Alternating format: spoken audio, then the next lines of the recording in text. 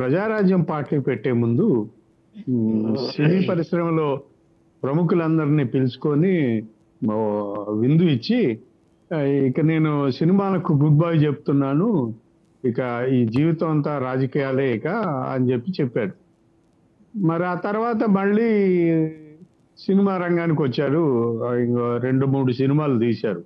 So Chiranjeevi అలా చెప్తూ ఉంటే కామన్ అది, అందులో అనుమానం ఏమీ లేదు. ఆ స్పెక్యులేషన్ ఉంటాయి. చిరంజీవి రాజకీయాల్లోకి మళ్ళీ వస్తారు, రాజ్యసభకు వెళ్తారు అనే స్పెక్యులేషన్ నడుస్తుంది. బీజేపీతో మంతనాలు జరుగుతున్నాయి.